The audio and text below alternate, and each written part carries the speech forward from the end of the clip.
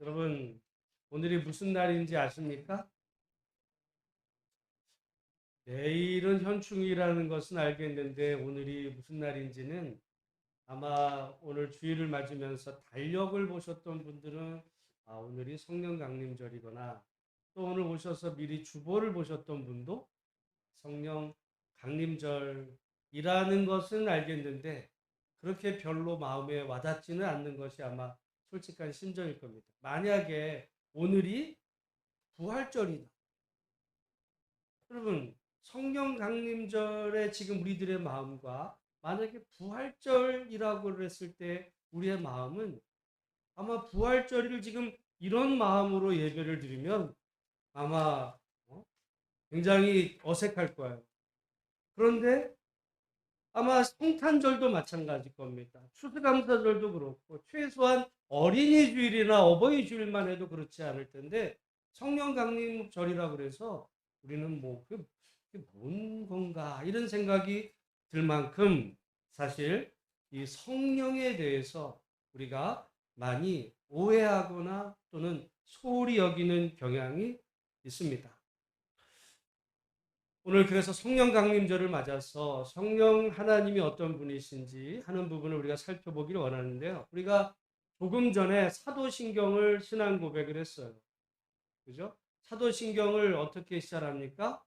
전능하사 천지를 만드신 하나님 아버지를 내가 믿사오며 또 그 외아들 예수 그리스도를 믿사오니, 그러면서 예수님에 대한 쭉 긴 설명 후에 성령을 믿사오니. 여러분, 사실 사도신경은 우리가 신앙생활 하게 될 때 제일 먼저 아마 주기도문하고 같이 또 우리가 암송하게 되고 공부하게 되는 부분인데, 또는 예배 시간에 거의 빠짐없이 이제 예배 그 초입분에서 우리가 고백을 하는데요. 우리는 때로는 그게 무슨 의미인지를 모르고 할 때가 너무 많습니다. 사실은 그 사도신경 안에는 우리 신앙의 그 정수, 우리가 하나님을 믿는다는 게 도대체 무언지 그걸 가장 집약적으로 압축해 놓은 고백문이에요. 오늘날이야 여러분, 우리가 성경을 이렇게 다 들고 다니고 쉽게 찾아볼 수 있는 자료가 많지만 지금부터 약 500년 전, 이거 활자가 나오기 그 이전에는 성경을 누가 갖는다는 것은 불가능했습니다. 그 당시는 성경을 다 양피지나 이런 데 써야 됐기 때문에 성경을 창세기서부터 요한계시록까지를 누가 보관하고 갖는다는 것은 정말 오늘날로 말하면 아마 재벌급의 사람이나 가능하지 일반 개인은 상상할 수도 없는 그런 거였어요. 그러니까 사람들이 성경 있다는 건 알겠는데 별로 다 본 적도 없습니다. 그건 귀한 거야. 그래서 어떤 한 그 교회에서 하나 정도 있을 때 예배 시간에 설교자나 이렇게 좀 보는 거지, 일반 사람들은 감히 성경을 접근하지 모르니까 성경이 뭔지를 잘 몰라요. 신앙생활은 해야 되겠고 성경이 뭔지를 모르다 보니까 성경이 뭐에 대해서 우리가 믿는다는 것이 어떤 것인지에 대해서 압축하게 하는 방법으로 이제 그 초대교회 사도들이 그 작성해 낸 게 이 사도신경의 고백문이거든요. 그리고 여러분, 우리에게는 좀 생소하지만 이 동방 교회들을 가보면 그 예배당 안에 온갖 정말 성화들로 가득 차 있어요.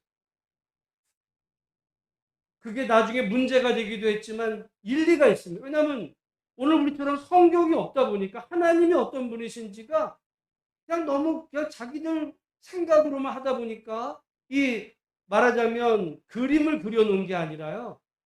교회 예배당 구석구석에 성화, 예수님에 대한 얼굴, 또 성경에 나오는 여러 가지 그 장면들을 이렇게 벽면 천정해가지고 그려놓음으로써 그걸 보면서 예수님은 이런 분이구나, 이런 거를 이제 간접적인 신앙 교육을 하게 하는 그런 방식으로 됐는데, 이 사도신경은 우리가 조금 전에 고백한 것처럼 성부 하나님, 성자 예수님, 성령 하나님을 내가 믿는다라는 고백입니다.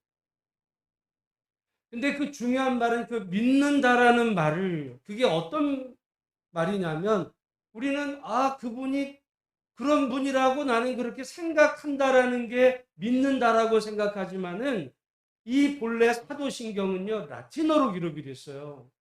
그 라틴어로 되어 있는 중에 그 내가 믿사오며라고 그럴 때 이 말은 굉장히 중요한데요. 그게 크레도라는 말인데, 이 말은 전에 한번 제가 사도신경을 강의할 때 말씀드린 적이 있는데, 두 단어가 결합이 돼요. 하나는 심장,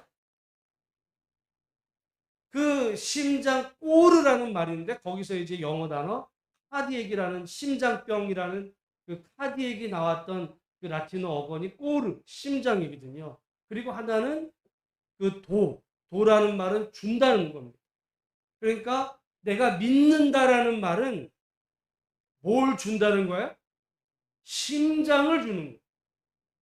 내가 믿는 그 믿음의 대상에게 내가 심장을 줍니다. 그게 사실은 내가 하나님을 믿습니다, 그거거든요. 하나님이 너 하나님 살아계신 줄 믿어? 믿어. 이해했어가 아니에요. 그렇다고 생각해 정도가 아니라, 본래 사도들이 믿었던 믿음이라는 표현 속에는 그분께 나의 심장을 드립니다. 그래서 누구든지 성령으로 말미암지 않고는 예수를 주로 시인할 수 없다, 그 말도 예수님이 주님이셔 이 정도가 아니라, 예수님이 정말 우리의 왕이신 그 예수님께 나의 심장을 드릴 만큼의 그런 내가 고백을 하며 믿음으로 삽니다, 그 얘기가 여러분 담겨 있다라고 하는 것이죠. 우리가 사도신경에 그래서 내 심장을 드릴 만큼의 그런 내 생명의 근원이신 그 하나님은 어떤 분이시냐? 말씀으로 천지를 창조하신 성부 하나님, 그리고 우리의 구원을 위해서 이 땅에 오신 그 아들 예수 그리스도, 그리고 성령 하나님, 성부, 성자, 성령, 이 삼위일체 하나님이 나의 믿음의 대상이고, 나는 내 믿음의 대상께 내 심장을 드리는 충성을 다합니다. 여러분, 그것이 우리가 고백한 신앙의 고백이에요. 여러분, 그런 의미에서 보면 믿음은 다른 말로 하면 충성입니다. 우리가 어떤 국가에서 행사를 할 때, 국기에 대한 맹세할 때, 나는 자랑스러운 뭐 이렇게 쭉 하면서 내가 충성합니다. 국기에 대한 맹세는 국가에 대한 충성을 다짐하는 시간이거든요. 다른 말로 하면 우리가 사도신경을 고백한다는 것은 하나님께 대한 나의 충성을 다짐합니다, 그 얘기예요. 내가 무슨 암기력을 또는 치매가 걸렸는지를 테스트하는 그런 시간이 아니라, 내가 사도신경을 통해서 하나님이 어떤 분이신지를 알고 그 삼위일체 성삼위 하나님께 내 충성을 다짐합니다. 여러분, 우리는 때로 이런 말을 할 때가 있어요. 하나님은 믿고 국가에는 충성하는 것. 반은 맞는데 반은 틀려요. 국가에는 충성해야 되지만 하나님께도 충성해야 되는 거예요. 하나님은 믿으면서 충성하지 않는 것은요, 그거는 하나님께 대한 배신이거든요. 우리가 국가에 대한 충성, 하나님에 대한 충성. 그래서 우리 믿음의 성도들은 두 국가를 섬깁니다.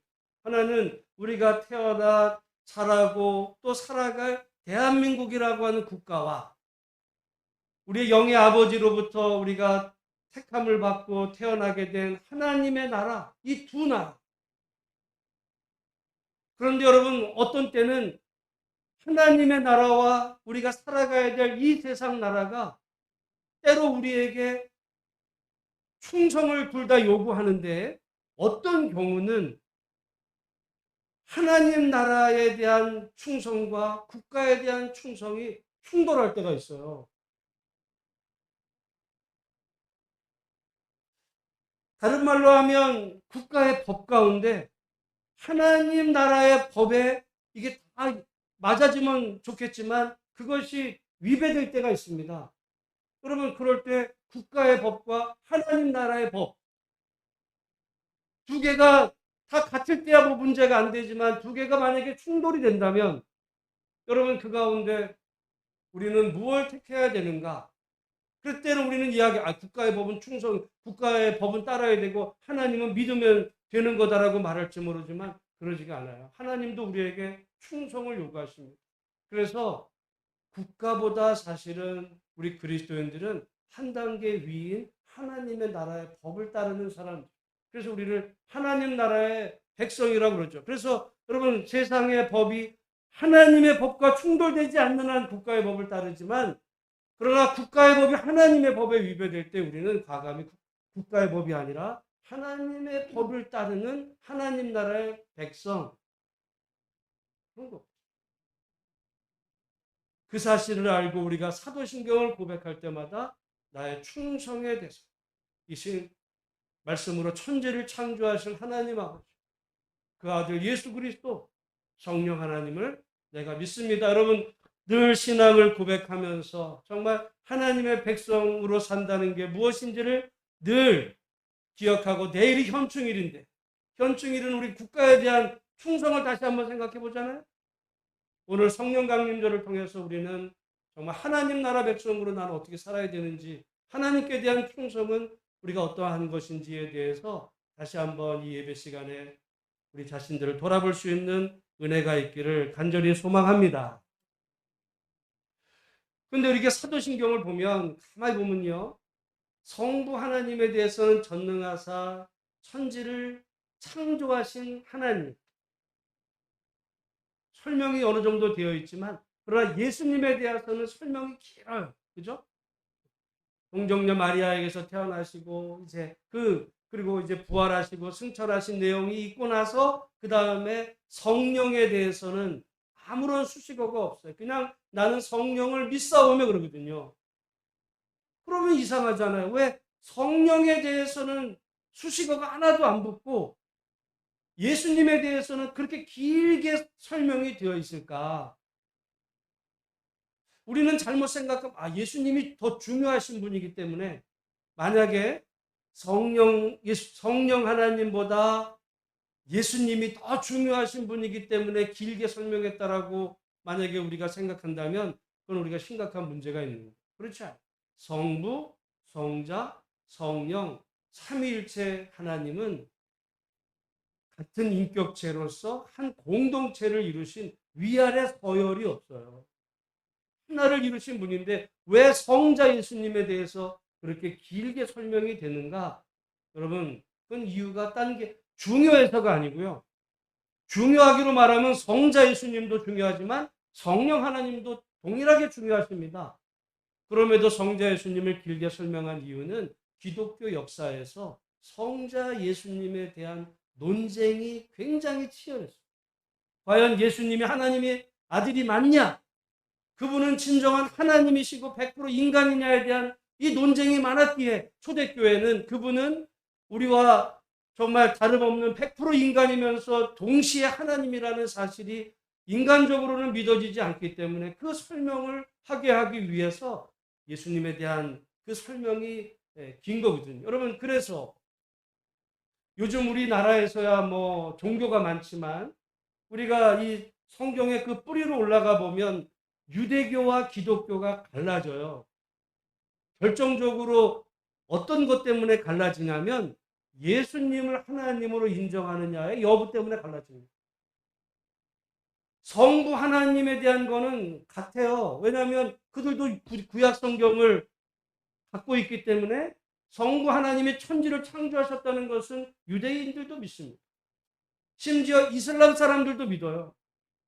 그러나 예수님이 하나님이셔의 그 문제를 가지고 유대교랑 그리고 또한 이슬람이랑 또 수많은 이단들과 갈라지게 될 만큼 예수님 그 신앙이 중요하기 때문에 사도신경에서 그 부분을 강조한 것이지, 성자 예수님이 성령 하나님보다 위기 때문에 그런 것은 결코 아니다.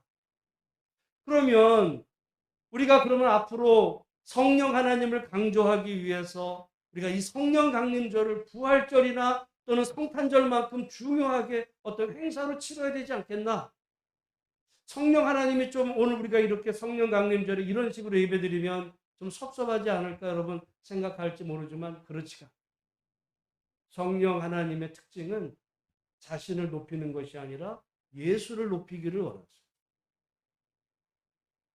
우리는 보통 자기가 높아지기를 원합니다. 근데 내가 높아지지 않으면 좀 섭섭한 마음을 가질지 모르지만 성령은 전혀 그런 분이 아니에요.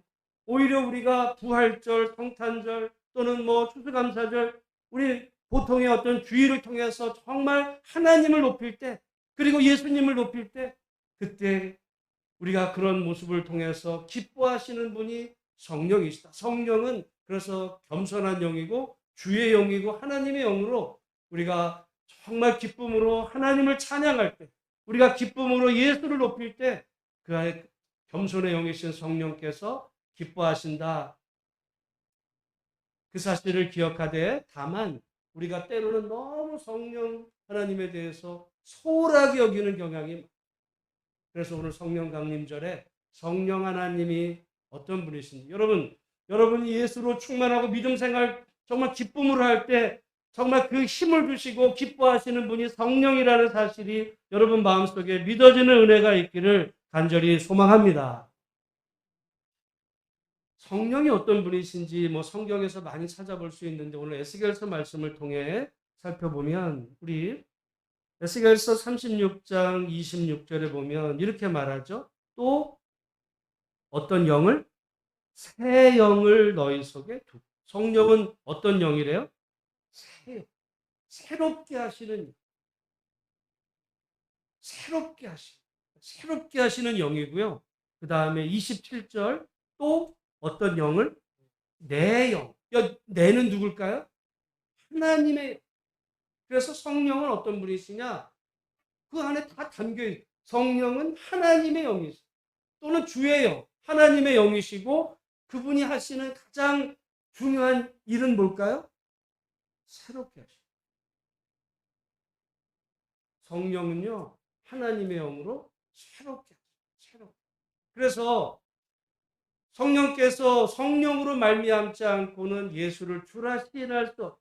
여러분, 어떤 사람이 정말 예수님이 누구신지 믿어지지도 않고 또한 뭐 교회는 다니지만 성령 하나님이 어떤 분이신지 주님이 어떤 분이신지가 정말 믿어지게 하시는 우리들의 마음에 오셔서 예수를 믿도록 우리의 마음을 새롭게 하시는 바로 그분이 성령이다. 여러분이 예수를 정말 여러분의 주님으로 믿는다면 믿으시죠? 여러분 예수를 믿으시는 줄로 믿습니다. 그 믿는다는 말 속에는 그냥 그런 분이 있었다고 그래라는 게 아니라 그분께 내가 충성합니다. 그런 의미로 여러분 예수님을 믿는 줄로 믿습니다. 근데 그렇게 하시는 이가 누구를 믿어지게 하시는 이가 누구라는 거예요? 하나님이 살아계시다는 게 믿어지고 예수님이 이 땅에 오셔서 나를 위해 죽으시고 부활하셨다는 사실이 믿어지고 그 예수님을 믿으면 우리는 하나님 자녀가 된다는 사실이 믿어지게 하시는 영. 그건 여러분의 무슨 신앙 성경 공부를 많이 해서가 아니라 성령 하나님께서 여러분에게 마음의 감동으로 새롭게 하셔서 믿어지게 하신 그 결과인 줄로 믿습니다. 그걸 은혜라고 그러는 거거든요. 하나님 앞에서 자랑할 게 없어요. 그건 하나님이 우리에게 선물로 주신 것이기 때문에. 그런데 어떤 사람은 아무리 성경 공부를 하고 아무리 신학교를 다녀도요. 머릿속으로는 성경에 대한 지식이 많아. 근데 하나님 안 믿어줘요. 그런 사람들 많아요. 그런 사람들 많습니다. 그래서 심지어 어떤 유대인 가운데는 성경을 히브리어로 다 외워요. 성경을 다 외워 그냥. 영어로도 아니고 히브리어로 다 외워. 근데 하나님은 안 믿어. 그런 사람도 있어요. 여러분 오늘 우리가 예배를 드리다고 할 때 내가 뭐 신앙생활이 오래된다 해서 믿는 것도 아닐 수 있어요. 저는 잘 모르지만 여러분 정말 예수가 나의 주님이라는 사실이 내 마음속에 믿어지고 정말 누가 보든 안 보든 내가 그분에게 충성하는 그런 삶을 살도록 내 마음을 새롭게 하신 이는 성령 하나님이라는 사실이 여러분의 마음속에 분명히 믿어지는 은혜가 있기를 간절히 소망합니다. 그래서 그 새 영이 어떤 일을 하시는가 26절을 한번 쭉 읽어보겠습니다. 시작. 또 새 영을 너희 속에 두고 새 마음을 너희에게 주되 너희 육신에서 굳은 마음을 제거하고 부드러운 마음을 줄 것이며. 성령이 우리에게 오시면 우리가 새 마음이 새로워지고 그리고 굳은 마음을 제거하고 부드러운 마음을, 그 부드러운 마음이 우리에게 올 때 옛날 돌짝밭 같이 예수가 믿어지지 않았던 그 마음을 변화시켜서 정말 예수가 하나님의 아들이라는 사실이 믿어지게 하시는 분도 성령이실 뿐 아니라 성령이 우리에게 오시면 우리를 성령의 열매인 사랑, 희락, 화평, 오래 참음, 자비, 양선, 충성, 온유, 절제 같은 그런 성령의 열매 맺는 마음과 삶으로 변화시키는 이가 성령이십니다. 그러니까 여러분, 성령 충만한 사람은 어떤 사람이냐면 부드러운 사람, 마음이 부드러워. 어떤 어려운 일을 당한 사람을 볼 때 그냥 냉정하게 돌아서는 게 아니라 정말 그 사람을 불쌍히 여기는 마음을 가진 사람. 부드러운 사람.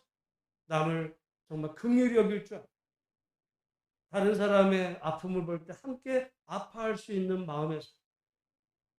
여러분, 성령이 그냥 이론에 그치는 게 아닙니다. 마음을 변화시키기 때문에 마음이 변화되면 예전에는 그 육체를 따라서 원수 맺고 분쟁, 시기, 분냄, 당짓고 분열하고, 그게 갈라디아서에 나오는 육체 일이거든요. 근데 많은 경우 안타까운 사실은 성령의 사람들이 당짓고 분열하고 시기하고 질투하고 분내고 이런 일들이 많아요. 그거는 성령의 일이 아닌 거예요. 그 성령 충만한 게 아닙니다. 성령 충만한 사람은 뭐 기도를 방언으로 뭐 1시간 또 이렇게 기도하는 그런 사람만을 말하는 게 아닙니다. 오히려 성령은 새로운 영으로서 우리 안에 부드러운 마음을 주셔서 다른 사람을 긍휼히 여기고 부드러운 사람. 그래서 여러분, 그 전형적인 분이 예수님이에요. 우리가 예수님을 이제 그 어떤 그림이나 이런 거 볼 때 정말 어떤 뭐 제가 전에 한번 어떤 사진을 통해서 뭐 금발의 그런 모습으로 여러분 사람들이 그렇게 생각하는 것도 나름 일리가 있어요. 왜냐하면 예수님은 부드러운 분이십니다. 그러나 여러분, 부드럽기만 한 분은 아니에요. 그분은 일이 목수였다 그랬잖아요. 목수가 이 나무를 다루는 게 아니라 예수님은 돌을 다뤘던 분이에요. 예수님은 기술자입니다. 노동자였어요. 그러다 보니까 거칠죠. 투박하지만 예수님이 얼굴이 부드러운 게 아니라 그분의 마음, 사람을 대하는 그 마음이 부드러웠던 거지, 무슨 얼굴에 금발에 그냥 손 하나 아무것도 안 묻힌 이런 모습이 아니에요. 오히려 예수님은 다른 사람을 볼 때 불쌍히 여기는 그런 마음.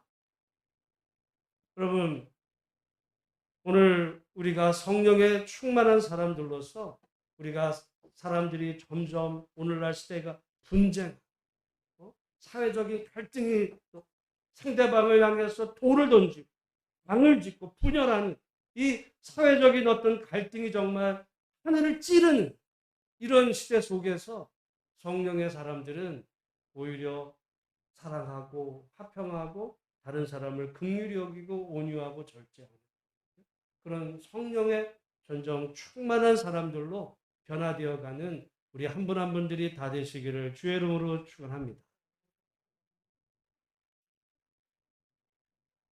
얼마 전에 우리 그 손흥민 선수가 그 유럽 이제 영국 리그에서 그 이제 골을 제일 많이 넣어서 그 1등이 됐잖아요. 그때 마지막 경기에서 이제 2골 해서 그 제일 23골로 이제 1등이 될 때 그 토트넘 선수들을 보면서 토트넘 선수들이 어떻게 하든지 손흥민을 정말 골이 넣게 해주려고 막 그 도와주는 모습이 역력했어요. 난 그 중에 제일 그 인상에 남는 거는 뭐냐면 어떤 한 선수가 완전히 자기가 골을 넣을 수 있는 위치에 있었는데 딱 넣으려고 보니까 손흥민이 옆에 있으니까 패스를 하려고 그러다가 어떻게 됐어요? 에? 못 보셨어요? 넘어졌어. 넘어졌어. 아니, 그 선수는요, 완전히 최고야. 여러분, 그런 리그에서 주전으로 뛴다는 거, 우리나라 국가대표도 그런 리그 잘 못 가. 손흥민이나 가니까 웬만한 선수는 거기서 뛰는 선수가 그런 자리에서 왜 넘어질까요?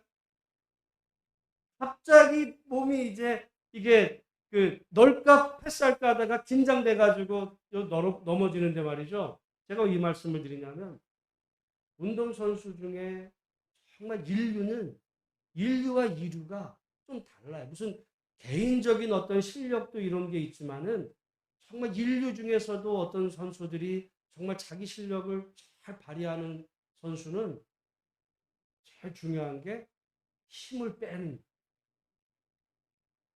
제가 볼 때 모든 선수들은 다 거기에요. 그러나 얼마나 힘을 빼고 그걸 잘 할 수 있느냐. 부드럽게. 그러면 힘이 들어가는 순간 그 축구 선수 넘어져요. 우리 신앙생활도 저는 그런 면에서 많은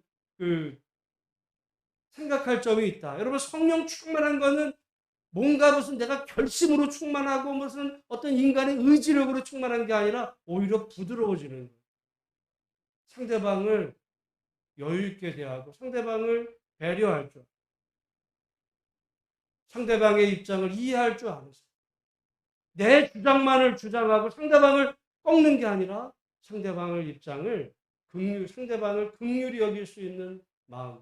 어떻게 보면 2022년 우리 한국 교회 우리 성도들 안에서 성령 충만하여 우리 한 사람 한 성령 충만하여 상대방을 정말 긍휼히 여길 수 있는 그런 진정 성령 충만의 사람으로 변화되어 가는 은혜가 있기를 주님의 이름으로 축복합니다.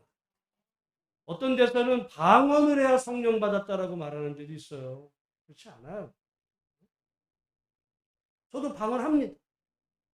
나도 방언 받지 않은 사람은 신앙인 아니야라고 말하면 좋을지도 모르겠어요. 그렇지 않아요.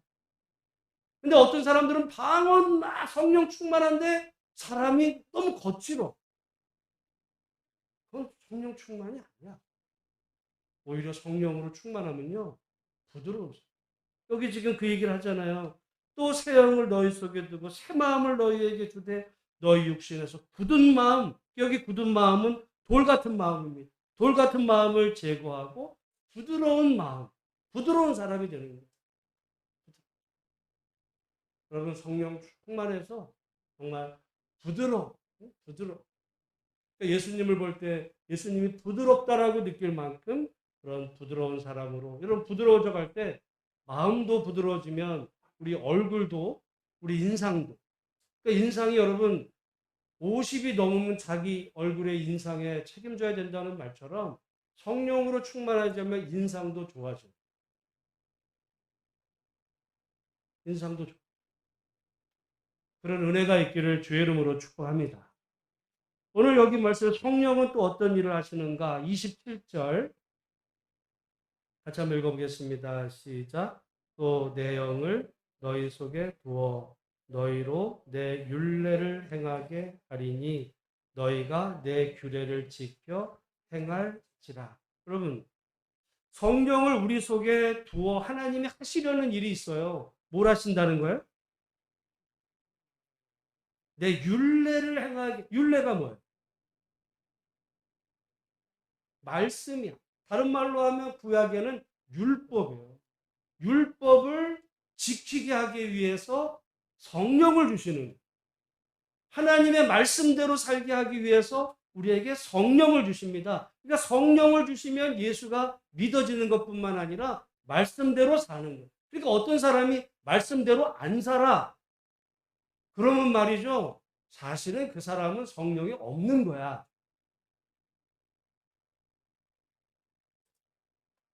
어떤 사람이 성령의 사람이냐? 말씀대로 사는 걸 보면 아는 거예요. 왜? 하나님께서 지금 그 말씀, 내 영을 너희 속에 두어 너희로 내 율례를 행하게 하리니. 그러니까 왜 성령을 사람에게 주냐면 하나님의 말씀대로 살게 하기 위해서. 실은요, 이게 에스겔서잖아요. 에스겔서는 구약입니다. 이게 어느 배경으로 했냐면 하나님께서 종살이하던 이스라엘 백성들을 애굽에서 구원해 내셔서 이제 시내산에서 언약을 주셨어요. 그리고 너희가 말씀대로 살면 너희는 내 백성이 되고 또한 나는 너희 하나님이 되리라 그러면서 그들을 가나안 땅으로 인도하시고 그들을 복을 주셨어요. 그런데 정작 그 가나안 땅에서 이스라엘 백성들은 하나님의 말씀을 어겼습니다. 그 결과 어떻게 됐냐면 나라가 망했어요. 나라가 망한 상황에서 하나님은 다시 이스라엘 백성들을 회복시키면서 이제 그들에게 그냥 그들의 육신의 힘으로 니네들이 말씀 안 지켜가지고 나라 망해서 힘들었지? 이제는 다시 열심히 말씀 지켜? 이렇게만 하신 것이 아니라 그들이 이제 다시 고국에 돌아가서 하나님의 말씀대로 이제 살게 할 때 그들만의 힘으로는 그게 불가능하기 때문에 그들이 말씀을 지켜 행하게 하기 위해서 그들에게 성령을 주시고 여러분 내가 성령이 있는지 없는지 그거 여부를 뭐 어디다 물어보실 이유도 없고요. 내가 방언할 수 있는지 옛날에 저는 그런 생각한 적이 있어요. 내가 방언할 수 있어야 성령을 내가 받았다고 생각한 적이 있었어요. 그렇지 않아. 오히려 그거보다 더 확실한 것은 성경 말씀대로 내가 예수가 믿어지는지 그리고 내가 하나님 말씀대로 살고자 하는 마음이 있는지 그리고 하나님 말씀대로 살아가는 그것이 여러분의 성령이 임한 증거예요. 다른 사람은 모르죠. 그러나 알 수 있어요.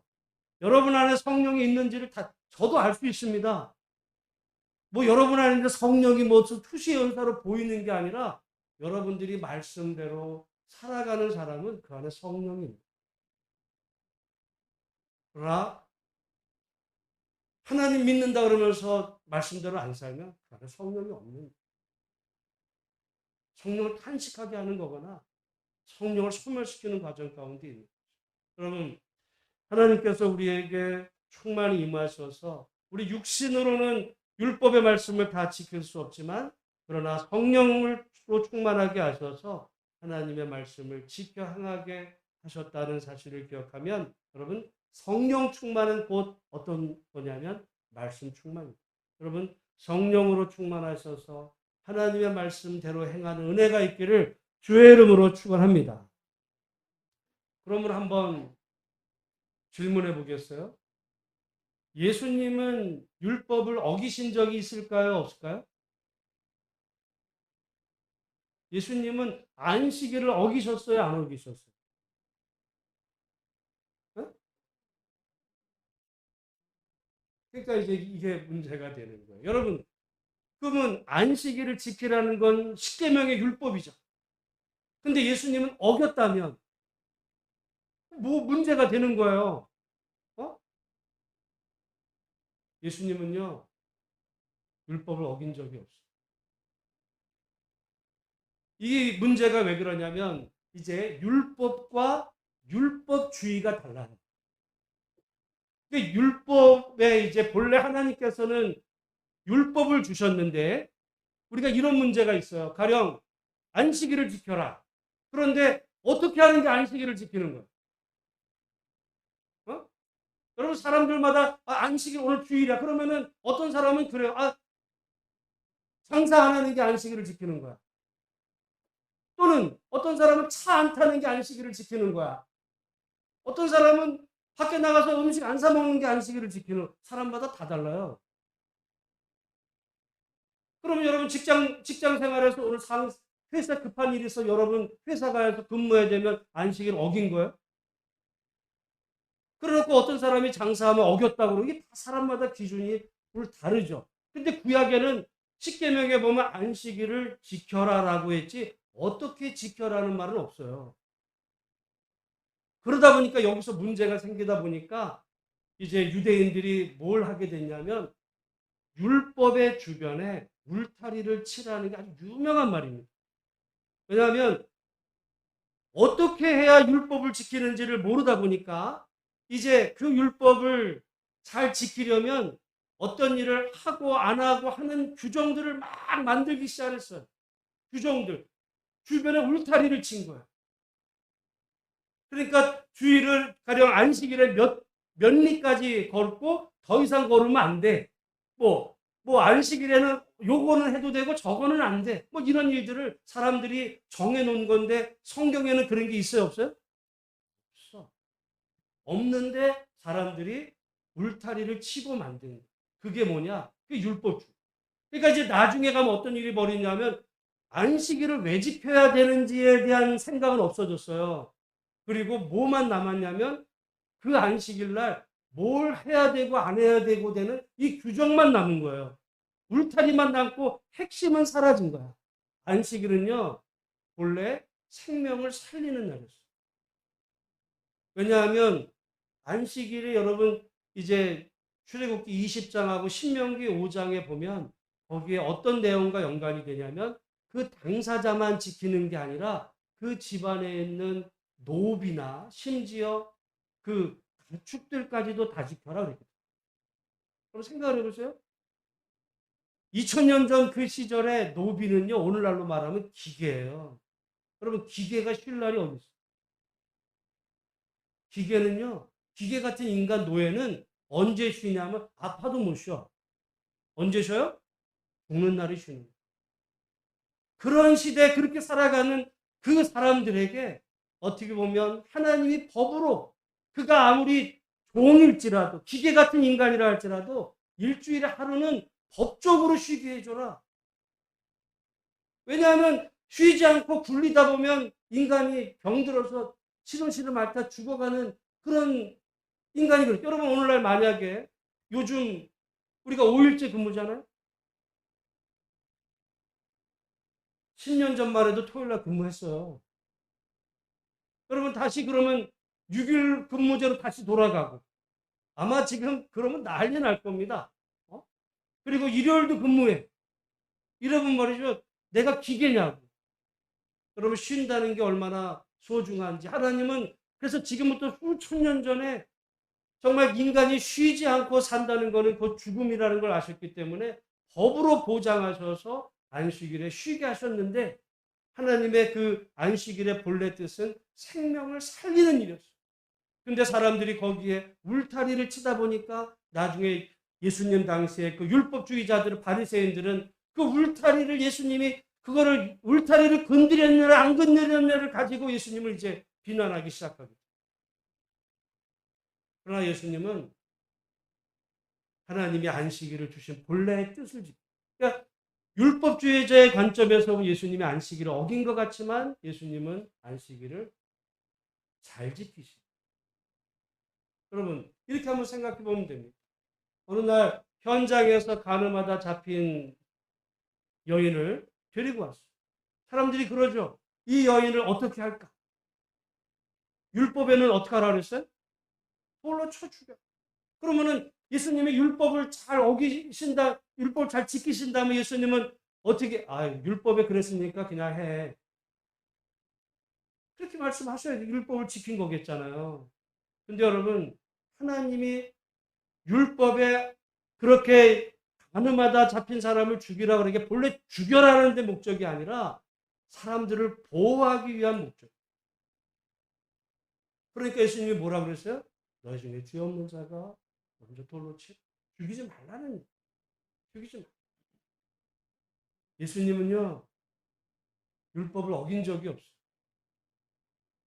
그러나 예수님은 그 모든 삶과 그 말씀 속에서 정말 그 하나님이 율법을 통해 우리에게 주시려고 했던 그 본 뜻을 이제 강조하셨는데 사람들의 눈으로 볼 때는 예수님이 자기네들의 법을 다 어기는 것 같아 보이죠. 그렇죠?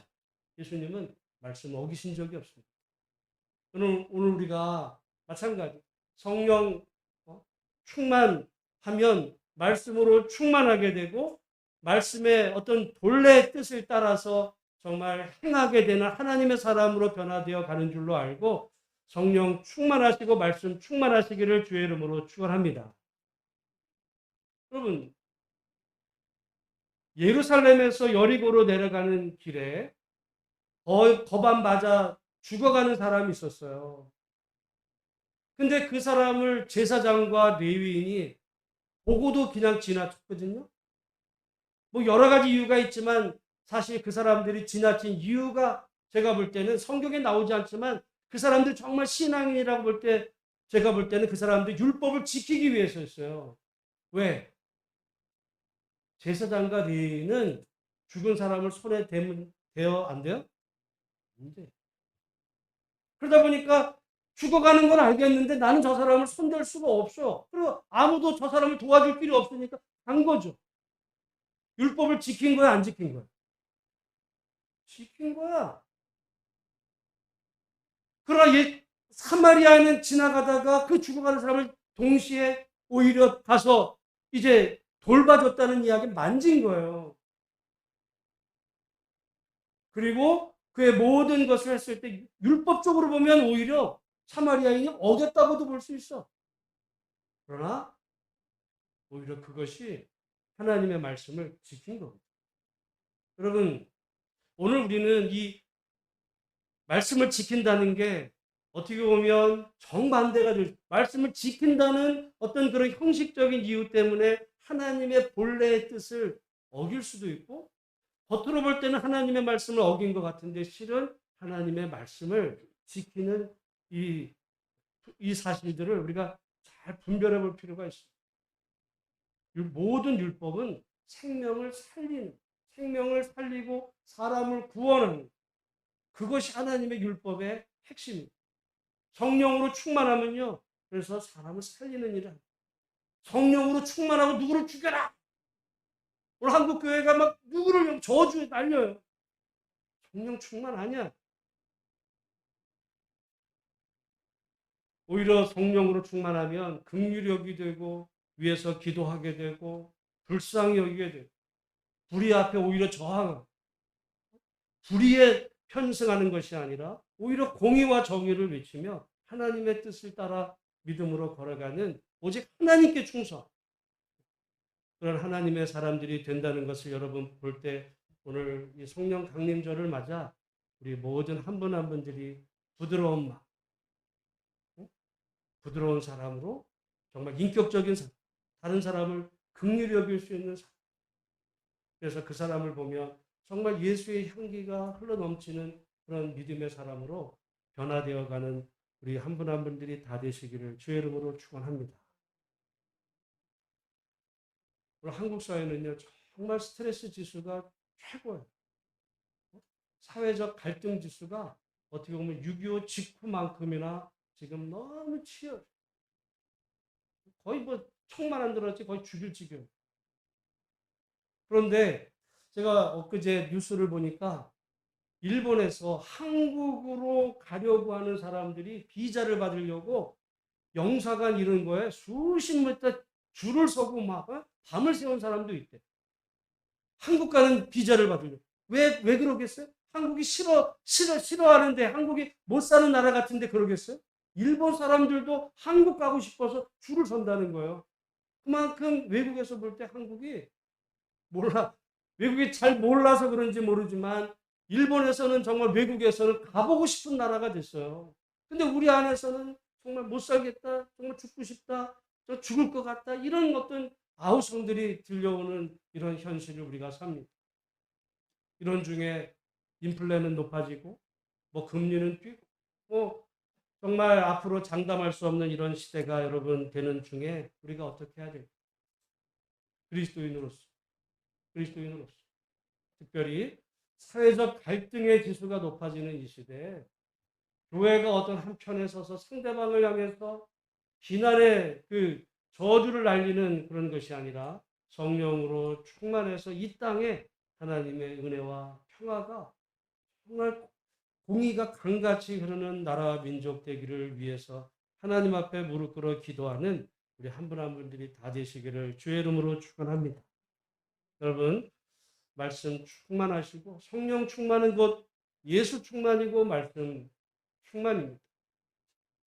누가 보든 안 보든 우리들의 일상의 삶 속에서 정말 하나님의 사람으로 어디에서든지 우리가 여러분이 그곳에 존재하는 하나님의 사람으로 존재하는 증인이 되는 것이 성령 충만한 삶이고 오늘 이 성령 강림절 정말 우리 성령 하나님이 어떤 분이신지 우리가 어떻게 살기를 기대하시는지 우리 기억하시고 우리 삶 속에 하나님이 영광 받으시는 복된 삶이 이루어지기를 주의 이름으로 축원합니다. 기도하겠습니다. 하나님 아버지